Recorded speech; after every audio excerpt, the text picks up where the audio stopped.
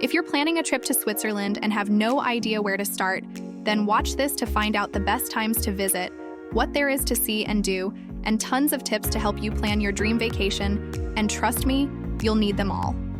Hey guys, what's up? I'm Jasmine and welcome to my travel channel. Thank you for joining me.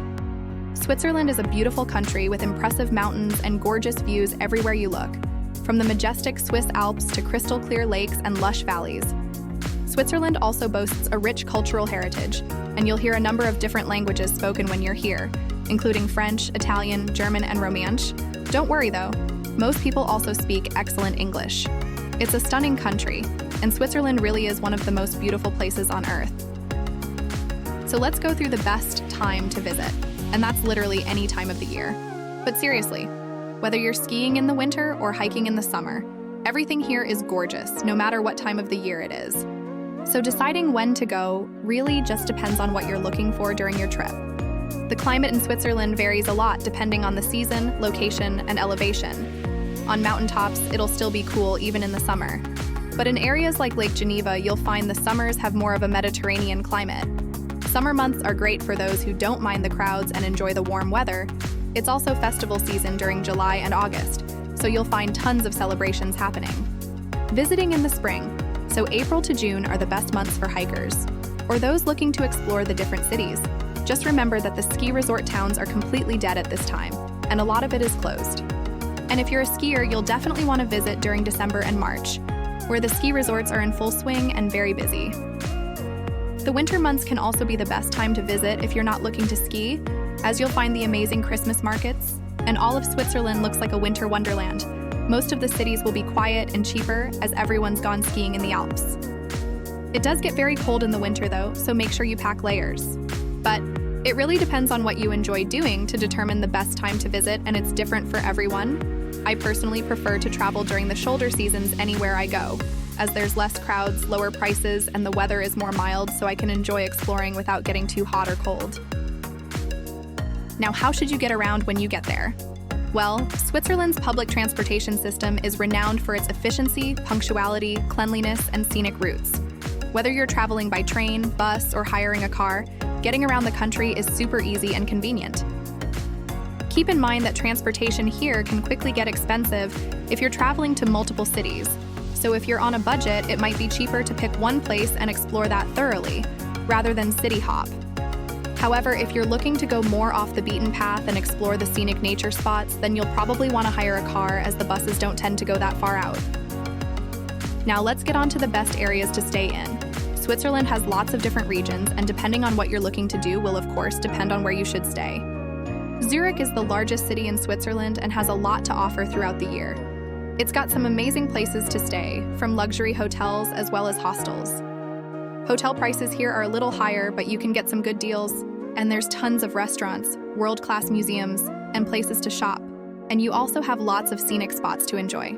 It's perfect for couples and solo travelers. And well, anyone. If you're traveling as a couple, then Lucerne is the place for you. It's a super picturesque, peaceful city located on Lake Lucerne, surrounded by snowy mountains and famous for its well-preserved medieval architecture. It's a smaller city, so everything is walkable. It's a very romantic setting, and the views are just stunning. And nestled between Lake Thun and Lake Brienz, you have Interlaken, which is a popular resort town surrounded by the Bernese Alps. It's a small town, so it's best to stay in the downtown area, so that you have easy access to the restaurants, shops, and cafes. It's a good central hub, and you can easily take day trips to other towns from here. It's a great place for adventure seekers too, as you'll find loads of activities here like paragliding, skydiving, and bungee jumping, to name a few. You also have Zermatt, which is located in the southwestern part of Switzerland in the canton of Valais. It's a popular ski town that's perfect for hikers, mountaineers, and ski lovers due to its proximity to the Matterhorn. There's some absolutely amazing hotels and Airbnbs to stay in with stunning mountain views from your room. Note that Zermatt is a car-free zone, and the only way to get there is by train or taxi. But if you're hiring a car, don't worry, as there's plenty of places offering park and ride packages. Now, of course, there's many more areas to stay in Switzerland, and each area is so stunning, but these are just some of the most popular places to stay in.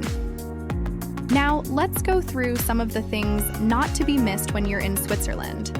Whilst many people flock to Switzerland to ski or snowboard in the Alps, There's so much to do even for those who aren't into winter sports, so I'm going to skip the skiing and snowboarding activities in this one and focus on what else there is for you to do. Firstly, you have the Matterhorn Mountain, which is one of the highest summits in Europe and is instantly recognizable by its narrow peak and of course from being on the Toblerone box.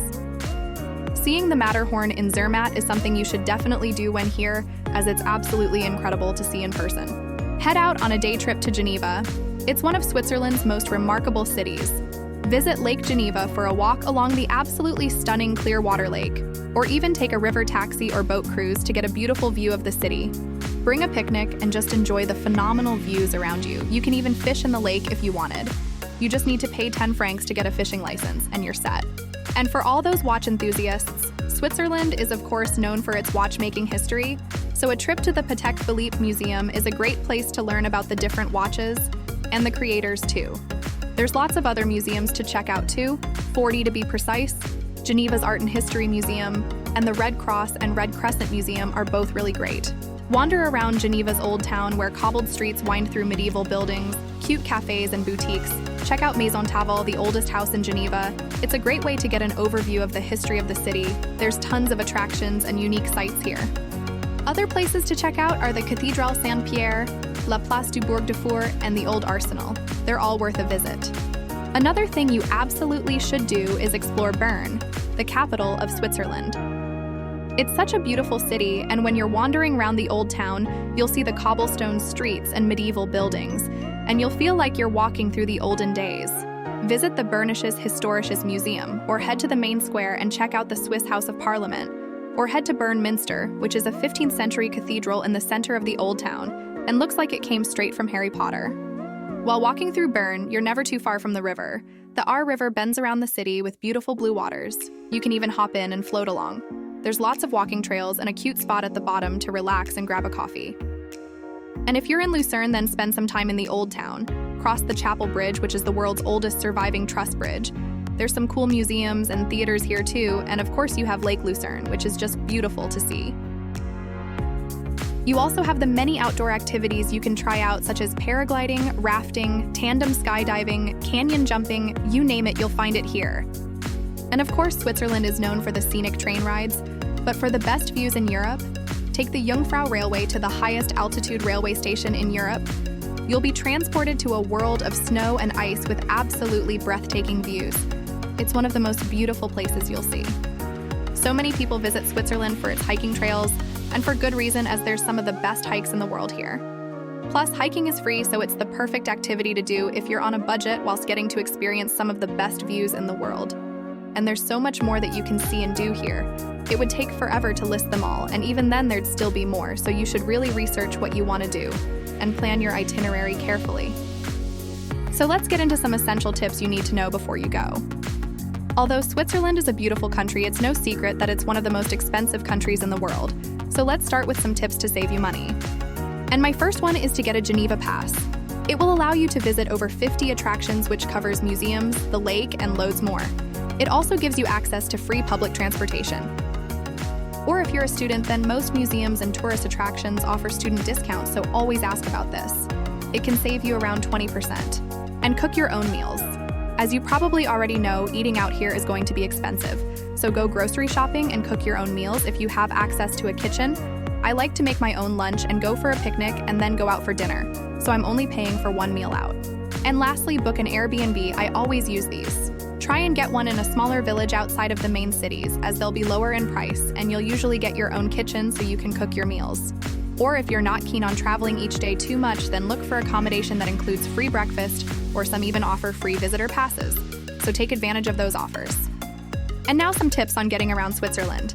If you're hiring a car, you'll need to know that to use the highways in Switzerland, you'll need to get something known as a vignette, which is a sticker you pay for that allows you to use the Swiss highways.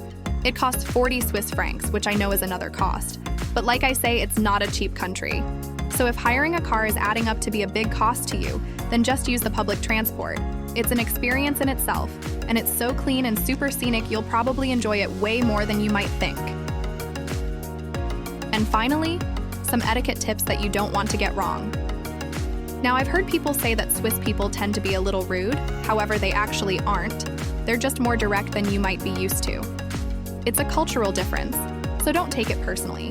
But you might be in a restaurant or cafe and find the customer service a little less friendly than the US, for example. But really, being overly friendly to get tips just isn't a thing here. Which takes me on to my next tip, and that's the tipping culture in Switzerland. It's not expected as it is in some countries, but if you feel the service was good, then just round the total up. Another thing you don't want to be doing is littering, and that includes chewing gum and cigarette butts. I mean, you shouldn't litter in any country, to be honest, but especially here. It's a very clean, scenic country that doesn't need to be ruined by tourists littering. There's recycling bins everywhere too, so there's just no excuse. And if you go hiking, when you're on the trails or in small villages, people greet one another when passing. So a friendly smile and hello is appreciated. And lastly, try not to be too loud in public. As someone from the US, sometimes this can be difficult. But the Swiss enjoy their peacefulness, so try and use your indoor voice as much as possible here. So that's it, guys. Thank you so much for watching. I hope you enjoyed this video, and if you did, then please don't forget to like and subscribe to see more travel guides and tips for your next vacation destination.